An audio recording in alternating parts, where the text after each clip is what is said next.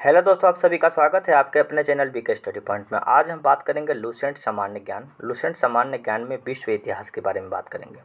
विश्व इतिहास के बारे में मैंने एक वीडियो के माध्यम से आपको 2 टॉपिक बताया था। विश्व इतिहास में 14 से 15 टॉपिक के बारे में चर्चा की गई है।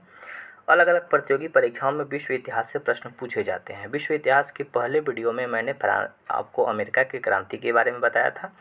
2 टॉपिक के बारे में हमने चर्चा कर दिया था। आज हम लोग पूरी तरह से स्पष्ट रूप से तीसरे नंबर टॉपिक के बारे में चर्चा करते हैं और जहाँ तक हो सकता है पूरी तरह से हम प्रयास करेंगे कि इस वीडियो के माध्यम से पूरा जो विश्व इतिहास है उस विश्व इतिहास को समेट दें। नहीं तो अगर इस वीडियो में नहीं समेट पाएँ तो हम अगले वीडियो नंबर 3 के माध्यम से आपको ज़रूर मिलेगा। और ये वीडियो नंबर 2 है। वीडियो नंबर 1 में 2 टॉपिक पे चर्चा की गई है। आप लोग नहीं देखे होंगे तो कृपया ज़रूर देखिएगा।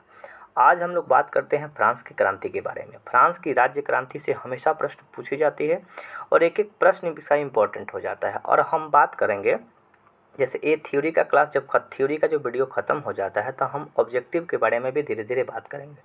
अगर आप लोग इस चैनल पर नए होंगे तो कृपया चैनल को सब्सक्राइब कर लीजिएगा, बेल आइकन का दबा दीजिएगा। अलग अलग तरह की भी वीडियो आपको मिलेगी। करंट अफेयर से संबंधित बहुत सी वीडियो डाली जा रही है, तो आप लोग मेरे चैनल पे बने रहिए। कमेंट करिएगा ज़रूर कि हाँ, ये सब प्रयास आपको कैसा लग रहा है। आइए शुरू करते हैं। फ्रांस की क्रांति। फ्रांस की राज्य क्रांति कब हुई थी? तो फ्रांस की राज्य क्रांति 1789 में लुई 16वां के शासनकाल के समय फ्रांस में सामंती व्यवस्था थी। फ्रांस की क्रांति सबसे पहले 1789 बहुत बार प्रश्न पूछा गया है। उस समय वहाँ का शासन किसके हाथों में था? तो लुई 16वें के हाथ में था। ठीक है, आगे बढ़ते हैं। दूसरा नंबर बात क्या है कि 14 जुलाई 1789 को क्रांतिकारियों ने बास्तिल के कारागृह के फाटक को तोड़कर बंदियों को मुक्त करा दिया। तब से 14 जुलाई को फ्रांस में राष्ट्रीय दिवस, स्वतंत्रता दिवस के रूप में मनाया जाता है। फ्रांस की राष्ट्रीय दिवस 14 जुलाई को मनाया जाता है। क्यों मनाया जाता है? क्योंकि बास्तिल एक वहाँ का जेल हुआ करता था, कारागृह हुआ करता था, और वहाँ पे जितने भी कैदी लोग थे उस कैदी को बाहर निकालने के लिए, जैसे क्रांतिकारी कुछ लोग थे, कुछ क्रांतिकारी लोग उस बास्तिल में गए, बास्तिल को गिरा दिए। यानी कि उस जो कैद खाना था उस कैद खाना को गिरा के वहाँ से जितने भी कारा के अंदर लोग थे उन सभी लोगों को बाहर निकाल के, और वो सभी लोग पूरी तरह से वो जो आंदोलन था, फ्रांस की क्रांति था, उस क्रांति में शामिल हुए और सभी लोग मिलजुल कर ये काम किए। तो 14 जुलाई 1789 को फ्रांस का जो बास्तिल का कारागार है उसको गिरा दी गई और उसी के उपलक्ष्य में 14 जुलाई को फ्रांस में राष्ट्रीय दिवस और स्वतंत्रता दिवस के रूप में मनाते हैं। स्वतंत्रता, समानता और बंधुत्व का नारा फ्रांस की राज्य क्रांति की देन है। हमारे भारत के संविधान की जो प्रस्तावना है, जो संविधान की आत्मा है, संविधान की आत्मा प्रस्तावना को कहा जाता है। उस प्रस्तावना में स्वतंत्रता, समानता और बंधुत्व का नारा दिया गया है। ये भी नारा फ्रांस की क्रांति से प्रेरित होकर वहाँ पे लिखी गई है। तो फ्रांस की क्रांति का जो नारा था क्या था? तो समानता, स्वतंत्रता और बंधुता। मैं ही राज्य हूँ, मेरे शब्द ही कानून है, यह कथन लुई 14वां का है। बहुत बार प्रश्न पूछा गया कि ये जो कथन है, मैं ही राज्य हूँ और मैं जो बोलता हूँ, मेरा जो शब्द है वही कानून है, ये लुई 14वां का कानून है। ठीक है। राज्य की निरंकुशता, स्वेच्छाचारिता पर अंकुश लगाने के लिए फ्रांस में पलरमा नामक संस्था थी जिसकी संख्या 17 थी, जिनका गठन न्यायालय के रूप में किया गया था। न्यायाधीश का पद कुलीन वर्गों के लिए सुरक्षित था और ये पद वंशानुगत क्रम में हुआ करते थे। देखिए, वो एक छोटा सा एक संस्था बनाई गई थी निरंकुशता और स्वेच्छाचारी का अंकुश लगाने के लिए। यानी कि जो भी उस तरह के लोग थे उनके ऊपर अंकुश लगाने के लिए एक संस्था बनाई गई थी जिसका नाम था पलरमा। इसमें 17 लोग हुआ करते थे। ठीक है। और ये जो पद होता था उसका जो वंशानुगत हुआ करता था। ठीक है। आगे प्रश्न देखते हैं कि वर्साय के शीश महल का निर्माण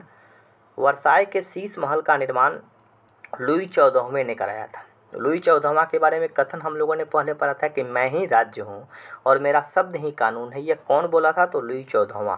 वर्साय के शीश महल का निर्माण भी लुई 14वां के द्वारा किया गया। वर्साय को फ्रांस की राजधानी लुई 14वां ने बनाया था। फ्रांस की राजधानी आज पेरिस है, लेकिन उस समय वर्साय राजधानी हुआ करती थी। वर्साय को फ्रांस की राजधानी लुई 14वां ने बनाया था। लुई 17वां, देखिए एक क्रम हुआ करता था। लुई 15, लुई 14, लुई 16, पूरी तरह से ये एक प्रकार का क्रम था, राजाओं का क्रम था। लुई 16वां 1774 में फ्रांस की गद्दी पर बैठा। 1774 में लुई 16वां था, यानी 16 नंबर का 16 नंबर का जो लुई था वो गद्दी पर बैठा। और लुई 16वां की पत्नी मैरी एंटोनेट ऑस्ट्रिया की राजकुमारी थी। मैरी एंटोनेट ये ऑस्ट्रिया की राजकुमारी थी। राष्ट्र की समाधि वर्साई की भड़कीला राज दरबार था। यहाँ पे एक मैं आपको बता दूं कि राष्ट्र की समाधि वर्साई की भड़कीला राज दरबार था, यानी कि राष्ट्र का जो समाधि था वर्साई की भड़कीला राज दरबार हुआ करता था। लुई 16वां को देशद्रोह के अपराध में फांसी दे दी गई थी। लुई 16वां को देशद्रोह के अपराध में फांसी की सजा सुना गई थी। टैले एक प्रकार का भूमिकर था। बहुत अच्छा प्रश्न पूछा जा सकता है, जैसे चौथ एक प्रकार से पूछा जाता है आधुनिक भारत में कि चौथ क्या था, तो चौथ भी एक प्रकार का कर था जो कि शिवाजी के द्वारा लगाया गया था। और टेले एक प्रकार का भूमिकर था। और टीथे एक प्रकार का धार्मिक कर था जिसे चर्च को देना पड़ता था, यानी कि टीथे नाम का एक जो कर टैक्सेस था वो चर्च को देना होता था, यानी कि चर्च में देना होता था। और टेले एक प्रकार का भू राजस्व कर था। ठीक है, दोनों के बारे में याद रख सकते हैं। टीथे धार्मिक कर था और टेले एक प्रकार का भूमि कर था। फ्रांसीसी क्रांति में वाल्टेयर, मोंटेस्क्यू और रूसो ने सर्वाधिक योगदान किया है, यानी कि फ्रांसीसी जो क्रांति हुई थी इनमें इन तीनों लोगों का योगदान बहुत ही ज़्यादा रहा। वाल्टेयर चर्च का विरोधी था। चर्च ईसाइयों का पूजा स्थल को कहा जाता है चर्च, और चर्च के जो पुजारी हैं उनको पादरी कहा जाता है। यह भी प्रश्न पूछा जा सकता है कि चर्च के पुजारी को पादरी कहा जा सकता है। वाल्टेयर चर्च के विरोधी थे। रूसो फ्रांस के प्रजातंत्र शासन व्यवस्था का समर्थक था।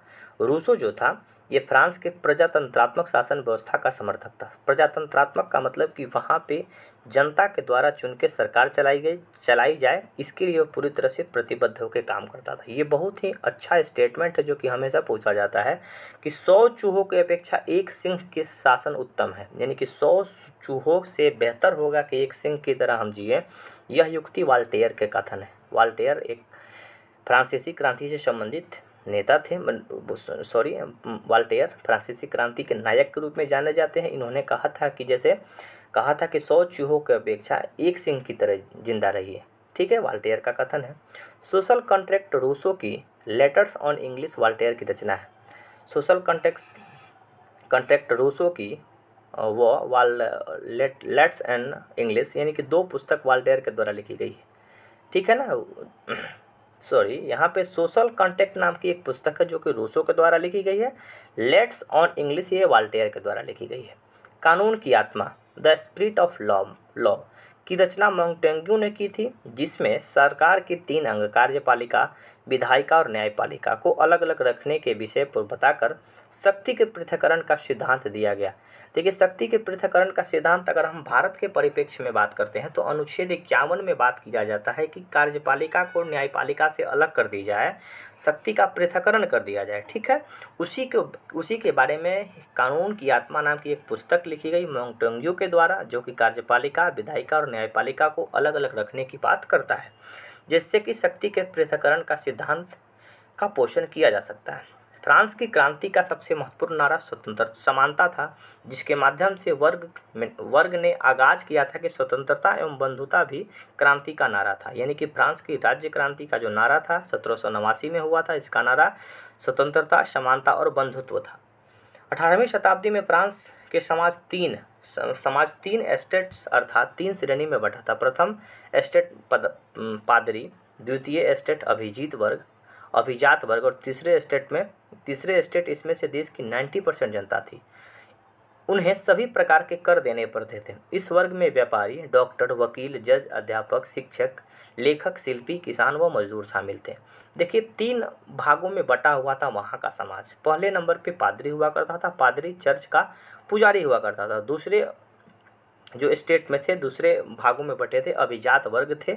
और तीसरे नंबर पे जितनी भी जनता लोग थे 90% लोग तीसरे के अंतर्गत आते थे, यानी कि तीसरा जो समाज है पूरी तरह से लोगों से घिरा हुआ था। ठीक है, 3 प्रकार का समाज हुआ करता था। फ्रांस की राज्य क्रांति के समय फ्रांस की मुद्रा लिब्रे थी। बहुत अच्छा प्रश्न बन सकता है कि फ्रांस की राज्य क्रांति 1789, उस समय की मुद्रा क्या थी, तो लिब्रे थी। स्टेट जनरल के अधिवेशन की शुरुआत 5 मई 1789 को हुई थी। स्टेट जनरल के अधिवेशन की शुरुआत 5 मई 1789 को हुई थी। माप तोल की दशमलव प्रणाली फ्रांस की देन है। बहुत ही अच्छा प्रश्न, हम फिजिक्स में भी पढ़ते हैं। सीजीएस प्रणाली जो हम लोग पढ़ते हैं, सेंटीमीटर, ग्राम और सेकंड। मैं थोड़ा सा अलग अलग विषय से इसलिए जोड़ रहा हूँ ताकि आपको पूरी तरह से स्पष्ट रूप से याद हो जाए। माप तौल की दशमलव प्रणाली फ्रांस की देन है। हम सीजीएस मात्रक पढ़ते हैं जब 9th क्लास में। मात्रक की 4 पद्धति है, एमकेएस पद्धति, सीजीएस पद्धति, एसआई पद्धति और एफपीएस पद्धति। तो सीजीएस जो प्रणाली है ये फ्रांस की पद्धति है, ठीक है। तो दशमलव प्रणाली जो है ये फ्रांस की देन है। सांस्कृतिक राष्ट्रीयता का जनक हार्डर को कहा जाता है। सांस्कृतिक राष्ट्रीयता का जनक हार्डर को कहा जाता है। नेपोलियन का जन्म 15 अगस्त 1769 यानी कि 15 अगस्त 1769 को कोर्सिका द्वीप की राजधानी अजासियो में हुआ था। नेपोलियन फ्रांस का निवासी हुआ करता था। प्रश्न हमेशा पूछा जाता है कि नेपोलियन कहाँ का निवासी था, तो नेपोलियन फ्रांस का निवासी था। जन्म कब हुआ, तो 15 अगस्त। ये तो याद रहेगा क्योंकि भारत भी 15 अगस्त को आज़ाद हुआ। और 1769 कैसे याद रहेगा, तो गांधी जी का जन्म 1969 हुआ था। याद रखेंगे कि गांधी जी के जन्म से 200 साल पहले नेपोलियन का जन्म हुआ था, ठीक है। तो 1769 में, सॉरी मैं थोड़ा सा ज़्यादा बोल गया, गांधी जी का जन्म 1869 में हुआ था, ठीक है। यानी कि गांधी जी के जन्म से 100 साल पहले नेपोलियन का जन्म हुआ, लेकिन डेट कुछ अलग है। भारत की आज़ादी के समय नेपोलियन का जन्म हुआ 15 अगस्त 1769 को कोर्सिका द्वीप पे। यह भी प्रश्न पूछा जाता है कि कोर्सिका द्वीप पे हुआ था। कोर्सिका द्वीप की राजधानी अजासियो में हुआ था। नेपोलियन के पिता का नाम कार्ल बोनापार्ट था। बोनापार्ट भी फ्रांस का निवासी था, तो नेपोलियन के पिता का नाम कार्ले बोनापार्ट था। नेपोलियन ने ब्रिटेन के सैनिक अकादमी में शिक्षा प्रदान की थी।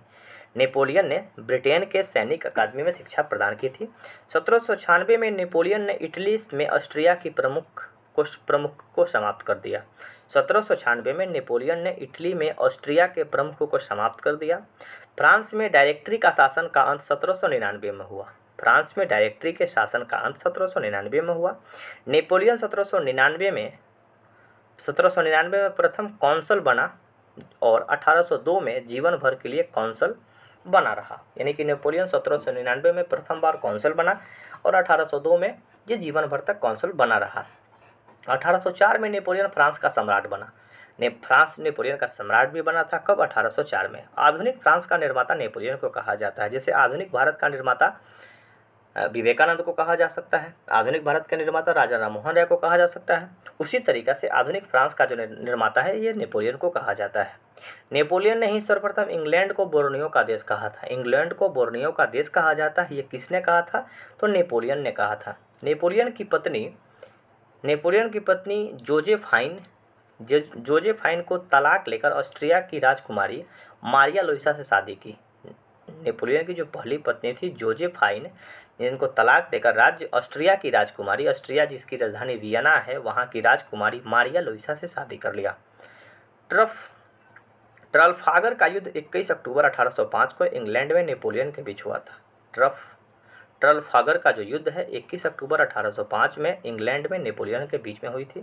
नेपोलियन ने बैंक ऑफ फ्रांस की स्थापना की 1800 ईस्वी में। नेपोलियन ने बैंक ऑफ फ्रांस की स्थापना कब की, 1800 ईस्वी में की।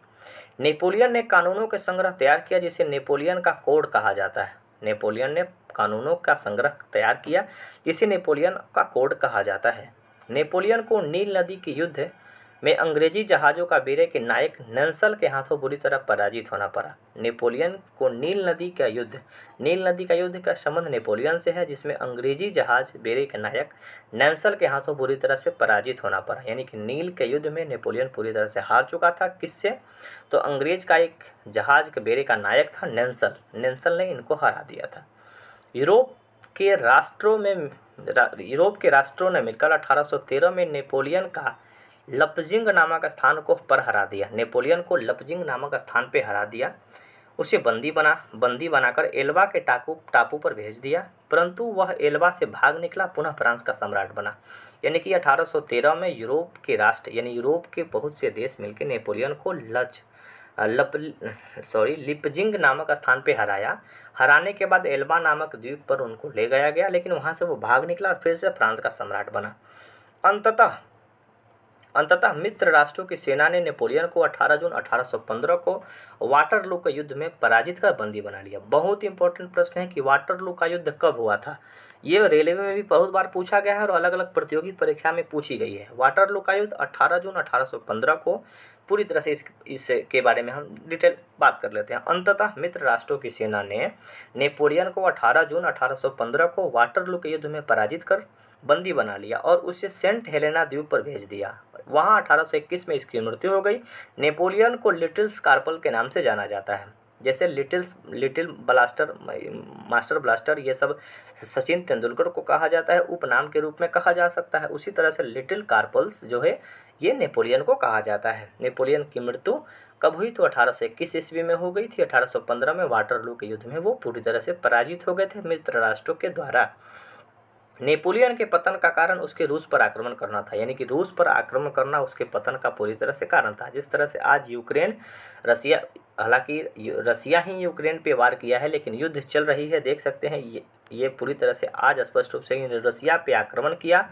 नेपोलियन फ्रांस का निवासी था, फ्रांस का राजा बना, फ्रांस जो है रसिया पे आक्रमण किया और आक्रमण करना ही इसकी बर्बादी का पूरी तरह से कारण बना।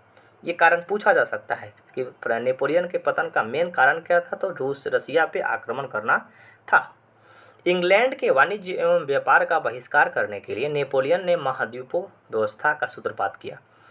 वाणिज्य एवं व्यापार के बहिष्कार करने के लिए नेपोलियन ने महाद्वीपीय व्यवस्था की सूत्रपात किया था। वियना कांग्रेस समझौता के तहत यूरोप के राष्ट्रों ने 1815 में फ्रांस की प्रभुत्व समाप्त कर दिया। वियना कांग्रेस जो समझौता है 1815 में हुआ था, यह भी प्रश्न हमेशा पूछा जाता है, जिसमें फ्रांस के प्रभुत्व को पूरी तरह से समाप्त कर दिया गया।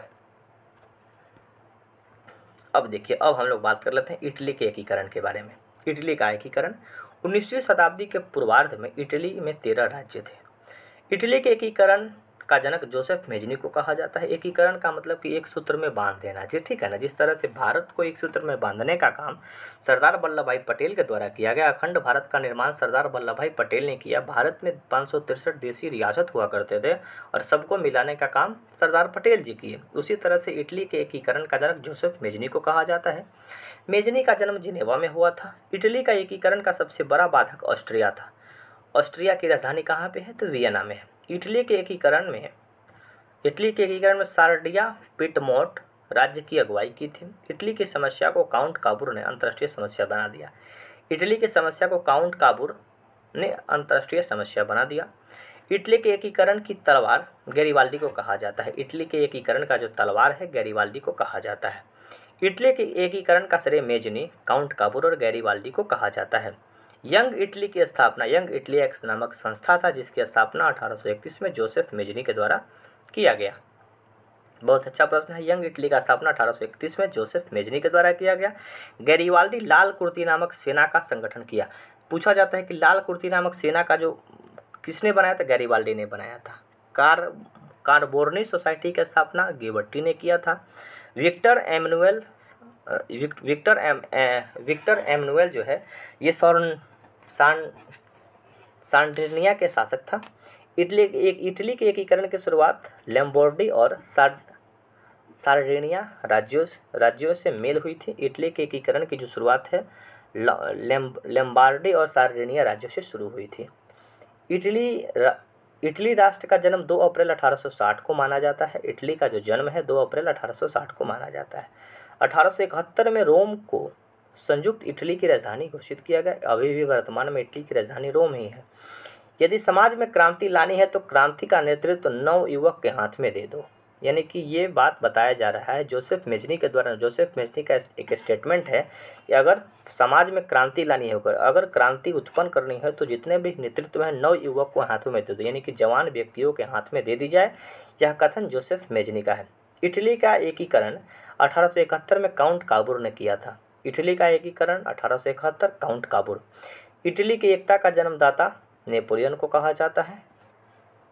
नेपोलियन कहाँ का निवासी था? तो नेपोलियन फ्रांस का निवासी था। जर्मनी के एकीकरण के बारे में कुछ प्रश्न हैं, हम लोग देख लेते हैं। जर्मनी का एकीकरण बिस्मार्क ने किया था। बिस्मार्क प्रसा का शासक था। बिस्मार्क प्रसा के शासक विलियम प्रथम का प्रधानमंत्री था। देखिए, भारत का बिस्मार्क भी एक व्यक्ति को कहा जाता है। तो भारत का बिस्मार्क जो है ये सरदार वल्लभ भाई पटेल को कहा जाता है। और जर्मनी का एकीकरण बिस्मार्क ने किया था। बिस्मार्क प्रसा का शासक विलियम प्रथम का प्रधानमंत्री था। जर्मनी का सबसे शक्तिशाली राज्य था प्रसा। प्रसा एक छोटा सा राज्य हुआ करता था जो कि जर्मनी का था। ठीक है, बिस्मार्क जर्मनी के एकीकरण प्रसा के नेतृत्व में चाहता था। बिस्मार्क जर्मनी का नेतृत्व प्रसा के नेतृत्व में चाहता चाहता था। विलियम को जर्मन संघ का सम्राट का ताज 18 फरवरी 1871 ईस्वी को पहनाया गया था। बिस्मार्क को सबसे अधिक भय फ्रांस से था। बिस्मार्क को सबसे अधिक जो डर था यह फ्रांस से था। ठीक है। जर्मनी की राष्ट्रीयता का संदेहवाहक नेपोलियन बोनापार्ट को माना जाता है। जर्मनी की राष्ट्रीयता का संदेहवाहक नेपोलियन बोनापार्ट को माना जाता है। जर्मनी के आर्थिक राष्ट्रवाद के पिता फ्रेडरिक लिस्ट को माना जाता है। जर्मनी के आर्थिक राष्ट्रवाद का पिता फ्रेडरिक लिस्ट को माना जाता है। जर्मनी राष्ट्रीय सभा को डायट के नाम से जाना जाता है। यह फ्रैंकफर्ट में होती है। यानी कि जो जर्मनी की राष्ट्रीय सभा होती थी जिसको डायट कहा जाता है, जिसका यह फ्रैंकफर्ट में होती थी। ठीक है। 1815 से 1850 के बीच में जर्मन साम्राज्य पर ऑस्ट्रिया का आधिपत्य था। 1815 से 1850 ईस्वी तक जर्मनी साम्राज्य पर ऑस्ट्रिया का पूरी तरह से आधिपत्य था। ऑस्ट्रिया का चांसलर कौन था? तो मेटरनिख था। ऑस्ट्रिया का चांसलर मेटरनिख था। मेटरनिख का ही एक कथन है कि जब फ्रांस में सर्दी होती है तो पूरे यूरोप में सर्दी जुकाम हो जाती है। एक इस प्रकार का स्टेटमेंट है जो कि मैंने एक वीडियो के माध्यम से भी आपको बताया था। ऑस्ट्रिया का चांसलर मेटरनिख था। एकीकृत जर्मन राष्ट्र का निर्माण राके, बोमर और लसर इत्यादि दार्शनिक की महत्वपूर्ण भूमिका निभाई थी। फ्रैंकफर्ट संविधान सभा का गठन 1848 ईस्वी में किया गया था। विलियम प्रथम के शासनकाल में प्रशा का रक्षा मंत्री बनरून एवं सेनापति वान माल्टेक था। विलियम प्रथम के शासनकाल में प्रशा का रक्षा मंत्री बानरून और सेनापति वान माल्टेक था। 23 सितंबर 1862 को बिस्मार्क प्रशा का चांसलर बना। 23 सितंबर 1862 ईस्वी को बिस्मार्क प्रशा का चांसलर बना। बिस्मार्क का जन्म 1 अप्रैल 1815 को ब्रेडनबर्ग में हुआ था। विलियम प्रथम ने बिस्मार्क को बाजीगर कहा था। विलियम प्रथम ने बिस्मार्क को बाजीगर कहा था। ये भी स्टेटमेंट आपको याद रखना होगा। सेरेजेवा का युद्ध 1866 में ऑस्ट्रिया ने प्रशा के आगे आत्मसमर्पण कर दिया। जो सेरेजेवा का युद्ध हुआ 1866 में 1866 में ऑस्ट्रिया ने प्रशा के आगे आत्मसमर्पण किया। ठीक है। प्रशा एक छोटा सा राज्य हुआ करता था। 23 अगस्त 1886 को प्राग संधि के तहत ऑस्ट्रिया जर्मन संघ में शामिल हो गया। ऑस्ट्रिया जो पूरी तरह से जर्मनी के संघ में शामिल हुआ 1866 ईस्वी में। फ्रांस एवं प्रशा के बीच सेडान का युद्ध 15 जुलाई 1870 को हुआ था। फ्रांस और प्रशा के बीच में सेडान का युद्ध 15 जुलाई 1870 को हुआ था। नेपोलियन तृतीय ने प्रशा के आगे 1 सितंबर 1870 ईस्वी को आत्मसमर्पण किया। नेपोलियन तृतीय ने प्रशा के आगे 1 सितंबर 1870 ईस्वी को आत्मसमर्पण किया। बिस्मार्क ने जर्मन के सम्राट विलियम प्रथम का राज्याभिषेक वर्साई के राजमहल में किया था। बिस्मार्क ने जर्मन के सम्राट विलियम प्रथम का राज्याभिषेक वर्साई के राजमहल में किया था। फ्रैंकफर्ट की संधि 10 मई 1871 को फ्रांस एवं प्रशा के बीच में हुई थी। तो फ्रांस एवं प्रशा के बीच में फ्रैंकफर्ट की संधि 10 मई 1871 को हुई थी। सूडान के युद्ध के बाद जर्मनी का एकीकरण संभव हो पाया। सूडान का जब युद्ध हुआ उसी युद्ध के बाद जर्मनी का एकीकरण पूरी तरह से संभव हो पाया था। 6 नंबर हम लोग टॉपिक देखते हैं, रूसी क्रांति, यानी रूस की क्रांति के बारे में पूरी तरह से चर्चा कर लेते हैं। समाजवाद शब्द का प्रयोग सर्वप्रथम रॉबर्ट ओवेन ने किया था। वह वेल्स का रहने वाला था। बहुत ही अच्छा प्रश्नों में से एक नंबर प्रश्न है कि समाजवाद का जो शब्द का जो सबसे पहला प्रयोग है रॉबर्ट ओवेन के द्वारा किया गया था, वह वेल्स का रहने वाला था। आदर्शवादी समाजवाद के प्रवक्ता रॉबर्ट ओवेन को माना जाता है। आदर्शवादी समाजवाद के प्रवक्ता रॉबर्ट ओवेन को माना जाता है। वैज्ञानिक समाजवाद के संस्थापक कार्ल मार्क्स जर्मनी के निवासी थे।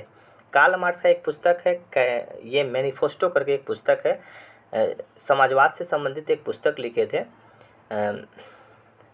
पुस्तक का नाम तो मुझे ध्यान नहीं आ रहा है, कम्युनिस्ट मैनिफेस्टो नाम याद आ गया। कम्युनिस्ट मैनिफेस्टो जो एक पुस्तक है कार्ल मार्क्स के द्वारा लिखी गई है, उसमें समाजवाद के बारे में लिखी गई है, दास प्रथा के बारे में लिखी गई है। दास कैपिटल भी कार्ल मार्क्स की पुस्तक है, याद आ गया, दास कैपिटल कार्ल मार्क्स की पुस्तक है। वैज्ञानिक समाजवाद के संस्थापक कार्ल मार्क्स को कहा जाता है। कार्ल मार्क्स जर्मनी के निवासी थे। नीचे देखिए वही बात नीचे लिखी हुई है, मैं अभी आपको बता रहा था। कार्ल मार्क्स ने दास कैपिटल और कम्युनिस्ट मैनिफेस्टो नामक पुस्तक लिखे थे। फ्रांसीसी साम्यवाद का जनक सेंट साइमन को माना जाता है। फ्रांसीसी साम्यवाद का जनक सेंट साइमन को माना जाता है। फोबियन सोशलिज्म के नेतृत्व जॉर्ज बेनार्ड शा जॉर्ज बेर्नार्ड शॉ भी एक राइटर हैं, इनकी भी बहुत सी पुस्तकें हैं जिसके बारे में हम चर्चा करेंगे। फोबियन सोशलिज्म का नेतृत्व जॉर्ज बेर्नार्ड शॉ के द्वारा किया गया था। लंदन में फोबियन सोसाइटी की स्थापना 1884 को किया गया था। लंदन में फोबियन सोसाइटी की स्थापना 1884 में किया गया था। याद कैसे रखेंगे तो 1884 में इंदिरा जी की मृत्यु हो गई थी और उसी समय में लंदन में फोबियन सोसाइटी की स्थापना किया गया था। दुनिया के मजदूर एक हो का नारा कार्ल मार्क्स के द्वारा दिया गया था। बहुत बार प्रश्न पूछा गया है कि ये जो स्टेटमेंट है दुनिया का मजदूर एक हो का नारा कार्ल मार्क्स के द्वारा दिया गया। रूस के शासक को जार कहा जाता है। जार एक बर्तन हो भी होता है और रूस का जो शासक है उसको जार कहा जाता है। यह जारशाही व्यवस्था मार्च 1917 में समाप्त हुआ। रूस के शासक को जार कहा जाता है। जारशाही जो व्यवस्था है मार्च 1917 में समाप्त हो गई थी। जार के मुक्तिदाता के रूप में अलेक्जेंडर द्वितीय को माना जाता है, यानी कि जार मुक्तिदाता के नाम से अलेक्जेंडर द्वितीय को माना जाता है। रूस का अंतिम जार निकोलस द्वितीय था। बहुत बार प्रश्न पूछा गया कि रूस का जो अंतिम जार था, अंतिम राजा कौन था, तो जार निकोलस द्वितीय। 1917 में रूसी क्रांति का तात्कालिक कारण प्रथम विश्व युद्ध में रूस की पराजय थी। 1917 की रूसी क्रांति कब हुई थी? 1917 में। तात्कालिक कारण क्या था? तो प्रथम विश्व युद्ध में रूस की पराजय। प्रथम विश्व युद्ध जब हुआ था उसमें रूस पूरी तरह से पराजित हो गया था। रूसी पराजित होने के कारण रूसी क्रांति हुई थी। 7 नवंबर 1917 को बोल्शेविक क्रांति का नेता लेनिन था।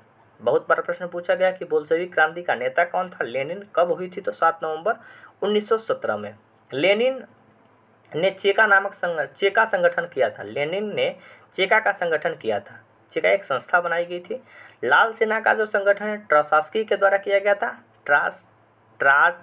ट्राटस्की के द्वारा किया गया था। रूस के जार शासक अलेक्जेंडर द्वितीय की हत्या बम विस्फोट में हो गई थी और वही अलेक्जेंडर द्वितीय जिन्होंने जार प्रथा को समाप्त किया था। एक जार, एक चर्च और एक रूस का नारा जार निकोलस द्वितीय ने दिया था। एक जार, एक चर्च और एक रूस का नारा जार निकोलस द्वितीय के द्वारा दिया गया था।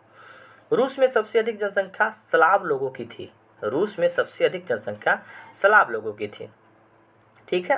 अन्ना कैरेनिना के लेखक लियो टॉल्स्टॉय को माना जाता है। अन्ना कैरेनिना का जो लेखक है लियो टॉल्स्टॉय को माना जाता है। लियो टॉल्स्टॉय से प्रेरित थे महात्मा गांधी, यानी महात्मा गांधी इन लोगों की पुस्तकों को पढ़ के बहुत ही प्रेरित हुए थे।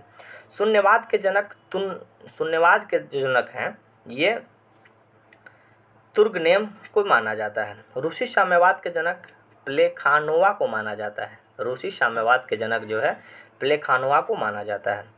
सोशल डेमोक्रेटिक दल की स्थापना 1903 में रूस में हुई थी। सोशल डेमोक्रेटिक दल की जो स्थापना है 1903 में रूस में हुई थी। यह दल 2 गुटों में विभाजित था, बोल्शेविक और मोन्शेविक। बोल्शेविक का अर्थ होता है बहुसंख्यक और मोन्शेविक का अर्थ होता है अल्पसंख्यक। बोल्शेविक का अर्थ बहुसंख्यक, याद कैसे रखेंगे तो बोल्शेविक, ब से बोल्शेविक और बहुत से बहुसंख्यक, और मेन्शेविक का अर्थ होता है अल्पसंख्यक। ठीक है। बोल्शेविक क्रांति के जो नेता थे लेनिन थे। बोल्शेविक क्रांति के नेता कौन थे? लेनिन थे। 16 अप्रैल 1917 को लेनिन ने रूसी क्रांतिकारी योजना प्रकाशित की जो अप्रैल थीसिस के नाम से जाना जाता है। अप्रैल थीसिस का संबंध किससे है? तो लेनिन से है। एक क्रांतिकारी योजना प्रकाशित की गई थी 16 अप्रैल 1917 को। ठीक है। अब देखते हैं 1921 में लेनिन ने रूस में नई आर्थिक नीति लागू की। रूस में नई आर्थिक नीति जो है 1921 में लागू की गई थी। और भारत में नई आर्थिक नीति कब लागू की गई थी? 1991 में। पीवी नरसिम्हा राव के शासनकाल में पीवी नरसिम्हा राव प्रधानमंत्री थे और उस समय वित्त मंत्री मनमोहन सिंह जी थे। आधुनिक रूस का निर्माता स्टालिन को माना जाता है। आधुनिक रूस का निर्माता स्टालिन को माना जाता है। लेनिन की मृत्यु 1924 में हो गई थी। राइट्स ऑफ मैन के लेखक टॉमस पेन है। मदर की रचना मैक्सिम गोर्की। बहुत अच्छा प्रश्न है, बहुत बार प्रश्न पूछा गया कि मदर जो एक पुस्तक है जिसकी रचना कौन है, तो मैक्सिम गोर्की थी। अस्थायी क्रांति के सिद्धांत का प्रवर्तक ट्राटस्की को माना जाता है। ट्राटस्की को माना जाता है। उच्चारण में थोड़ी सी दिक्कतें होती है तो इसके लिए मैं देखिए, प्रथम विश्व युद्ध के दौरान लेनिन का नारा क्या था? युद्ध का अंत करो। प्रथम विश्व युद्ध 1914 से 1918 तक चला था जिसमें रूस पराजित हो गया था। प्रथम विश्व युद्ध में लेनिन का क्या नारा था? कि युद्ध का अंत करो। कार्ल मार्क्स का आजीवन साथी रहा था। तो कार्ल मार्क्स का आजीवन साथी जो रहा था उसका नाम था फ्रेडरिक फ्रेडरिक एंजल्स। ठीक है, अब हम लोग बात कर लेते हैं रूस औद्योगिक क्रांति के बारे में। ठीक है, औद्योगिक क्रांति जो कि टॉपिक नंबर 7 के बारे में देख लेते हैं। औद्योगिक क्रांति की शुरुआत इंग्लैंड में हुई, क्योंकि इंग्लैंड के पास उपनिवेशों के कारण कच्चे मालों और पूंजी की अधिकता थी। क्योंकि इंग्लैंड अलग अलग देशों में राज्य किया करता था और वहाँ से कच्चे मालों की पूरी तरह से कच्चा माल लेता था। जैसे भारत से ही कच्चा माल के रूप में पटसन हुआ और अलग अलग जो चीज़ें थे वहाँ से लेता था और कच्चे माल की उपलब्धता थी उसके पास, इसीलिए औद्योगिक क्रांति की शुरुआत है इंग्लैंड से माना जाता है। ठीक है, इंग्लैंड में औद्योगिक क्रांति की शुरुआत सूती कपड़ा उद्योग से हुई। सबसे पहले स्कॉटलैंड के मैकडम नामक व्यक्ति ने पक्की सड़क बनाने की विधि निकाली। सबसे पहले स्कॉटलैंड के मैकडम नामक व्यक्ति ने पक्की सड़क बनाने की विधि निकाली थी। 1761 में ब्रिंडले नामक इंजीनियर ने मैनचेस्टर से वर्सला तक नहर बनाई थी। बहुत अच्छा प्रश्न है जिसको आप लोग ध्यान रखिएगा। 1761 में ब्रिंडले नामक इंजीनियर ने मैनचेस्टर से वर्सले तक नहर बनाई थी। 1814 में जॉर्ज स्टीफंस ने पहला भाप इंजन वाला रेल इंजन रॉकेट बनाया था। यानी कि जॉर्ज स्टीफन भाप इंजन से बनाने वाले रेल बनाए थे 1814 में। औद्योगिक क्रांति का दौर में जर्मनी इंग्लैंड का प्रतिद्वंदी था। यानी औद्योगिक क्रांति के दौर में जर्मनी जो था इंग्लैंड का पूरी तरह से प्रतिद्वंदी था। अब देखिए हम लोग पढ़ लेते हैं इंग्लैंड की क्रांति के बारे में। इंग्लैंड की क्रांति से कुछ प्रश्न है जिसके बारे में हम चर्चा कर लेते हैं। इंग्लैंड की क्रांति। इंग्लैंड में गृह युद्ध चार्ल्स प्रथम के शासनकाल में 1642 में यानी 1642 में हुआ था। इंग्लैंड में गौरवपूर्ण क्रांति 1688 में हुई थी। उस समय इंग्लैंड का शासक जेम्स द्वितीय था। ठीक है, सप्तवर्षीय युद्ध इंग्लैंड और फ्रांस के बीच में हुआ था। कब? 1756 से 1763 के बीच में। बहुत बार प्रश्न पूछा गया कि सप्तवर्षीय युद्ध का संबंध किससे है, तो इंग्लैंड और फ्रांस के बीच में हुआ था। 7 वर्षों का युद्ध था, 1756 से 1763 तक हुआ था। गुलाबों का युद्ध इंग्लैंड में हुआ था। गुलाबों का जो युद्ध है इंग्लैंड में हुआ था। इंग्लैंड में सामंतों ने राजा जॉन को सन 1215 में एक अधिकार पत्र हस्ताक्षर करने के लिए मजबूर किया। इस अधिकार पत्र को मैग्ना कार्टा कहा जाता है। यह सर्वसाधारण के अधिकार की घोषणा पत्र था। देखिए एक शब्द होता है मैग्ना कार्टा। मैग्ना कार्टा का मतलब होता है महान अधिकार पत्र।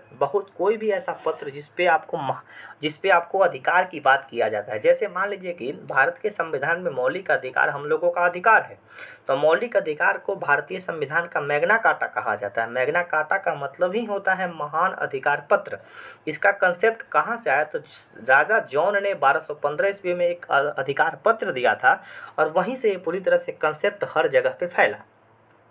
तो 1215 का एक अधिकार जिसको मैग्ना कार्टा कहा जाता है, वो सभी अधिकार को मैग्ना कार्टा कहा जा सकता है जो कि अलग अलग लोगों को मिलता है।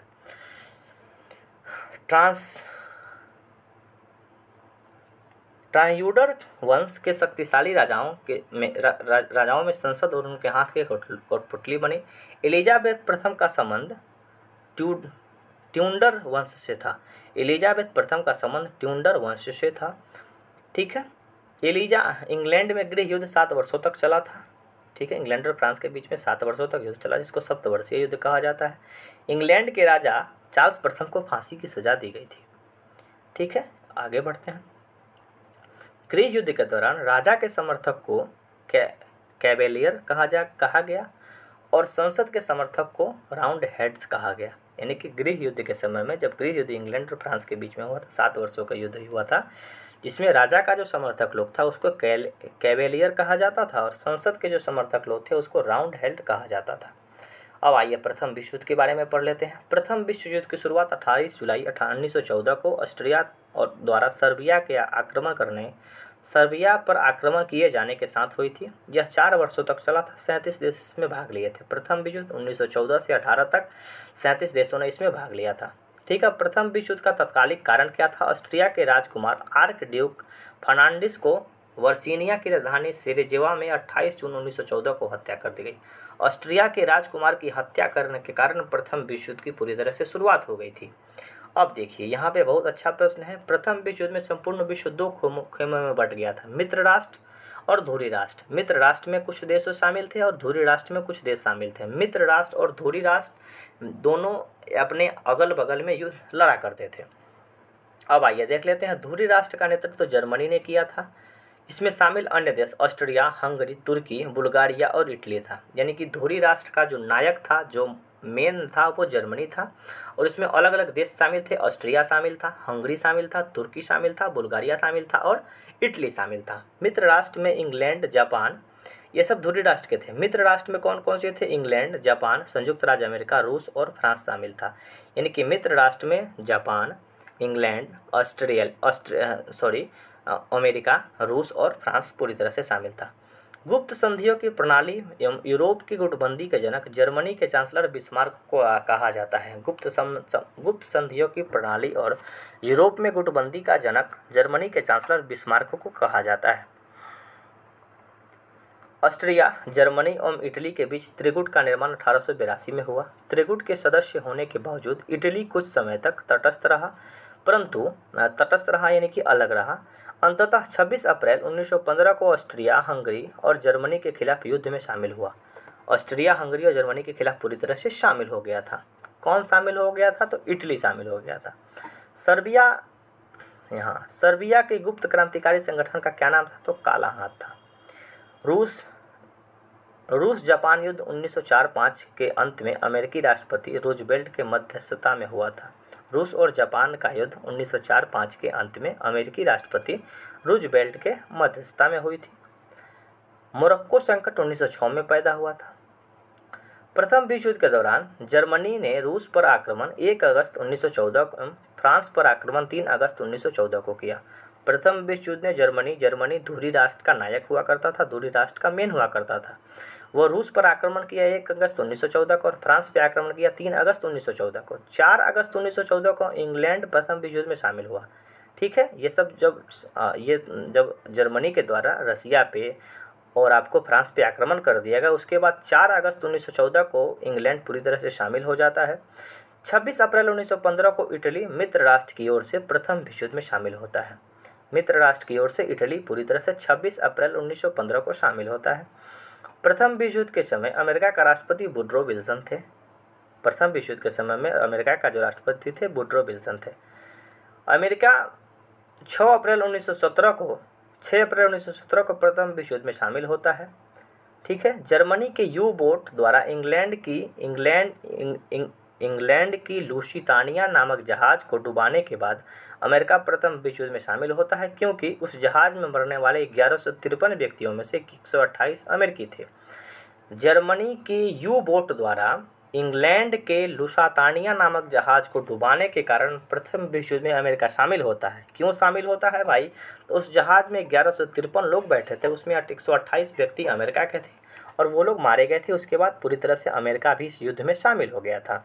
जुलाई 1918 में ब्रिटेन, फ्रांस, अमेरिका के संयुक्त सैन्य अभियान आरंभ हुआ और जर्मनी तथा उनके सहयोगी देशों की हार होने लगी। सितंबर 1918 में बुल्गारिया, अक्टूबर 1918 में तुर्की, 3 नवंबर 1918 में ऑस्ट्रिया तथा हंगरी का सम्राट आत्मसमर्पण कर दिया। जर्मनी का सम्राट कैसर विलियम द्वितीय 10 नवंबर 1918 को अपने पद से इस्तीफा दे देता है और हॉलैंड भाग गया। ऐसी अवस्था में समाजवादी प्रजातांत्रिक दल ने सत्ता अपने हाथों में लेकर